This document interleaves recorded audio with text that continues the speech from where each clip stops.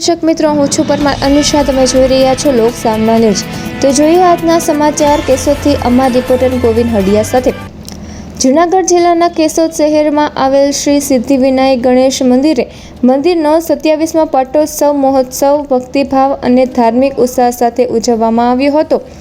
Shri Siddhivinayak charitable ટ્રસ્ટના આયોજક હેઠળ યોજાયેલા આ મહોત્સવમાં મોટી સંખ્યામાં ભક્તજનોએ હાજરી આપી ભગવાન ગણેશજીના આશીર્વાદ મેળવ્યા હતા.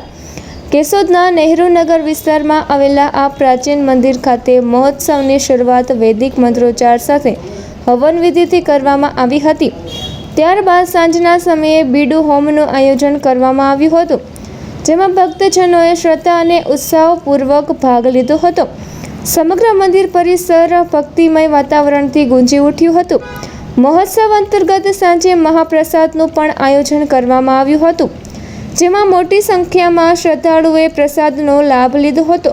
કાર્યક્રમને સફળ બનાવવા ટ્રસ્ટના હોદ્દેદારો, સેવાભાવી કાર્યકરો અને દાતાશ્રીઓએ નોંધપાત્ર યોગદાન આપ્યું હતું. આ પ્રસંગે કેશોદ નગરપાલિકાના પ્રમુખ પ્રતીક્ષાબેન દેવડિયા, પ્રવીણભાઈ ભાલારા, સાગર બોરડ, ભરતભાઈ કોરિયા, ભારત વિકાસ પરિષદના આગેવાનો તેમજ પત્રકાર ભરતભાઈ ઠક્કર સહિતના મહાનુભાવો વિશેષ ઉપસ્થિત રહ્યા હતા. ઉપસ્થિત મહાનુભાવોએ ટ્રસ્ટની ધાર્મિક અને સેવાકીય પ્રવૃત્તિઓને બિરદાવી હતી. મોટી સંખ્યામાં ભક્તજનોની હાજરી વચ્ચે યોજાયેલા આ 27મા પાટોત્સવ મહોત્સવ શાંતિપૂર્ણ, વ્યવસ્થિત અને ભક્તિમય વાતાવરણમાં સંપન્ન થયો હતો. લંબોદર નમસ્તુભ્યં સતતમ મોદકમ પ્રિયમ નિર્વિઘ્નમ કુરુ મે દેવ સર્વકાર્યેષુ સર્વદા શુભ કાર્યેષુ સર્વદા. ઓમ ગમ ગણપતયે નમઃ. આજે સિદ્ધિવિનાયક મંદિરે આજથી 17 વર્ષ પહેલાં આ પાવન ભૂમિમાં સિદ્ધિવિનાયક દાદાનું આગમન થયું.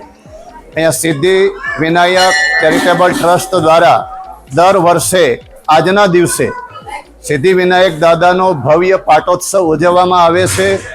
આજે પણ ભવ્યતાથી ભવ્ય રીતે અહીંયા આપ જોઈ શકો છો યજ્ઞાદિનું આયોજન થયું અને અત્યારે અનેક લોકોને પ્રસાદ માટે નિમંત્રિત કર્યા છે. તન, મન અને ધનથી ભક્તજનો અહીંયા સેવામાં જોડાય છે અને ખૂબ સરસ રીતે બહુ મોટી સંખ્યામાં હજારો લોકો પ્રસાદ દાદાનો આજે સ્વીકારશે અને ખૂબ આનંદથી ભાવથી દાદામાં સૌને શ્રદ્ધા છે. આપણે બધાને પણ સિદ્ધિવિનાયક દાદામાં શ્રદ્ધા છે. આપણે આજના દિવસે 17મા પાઠોત્સવ નિમિત્તે દાદાને પ્રાર્થના કરીએ કે સૌનું કલ્યાણ કરે, સૌનું વિઘ્ન હરે, એવી દાદાને મંગલ પ્રાર્થના કરીએ.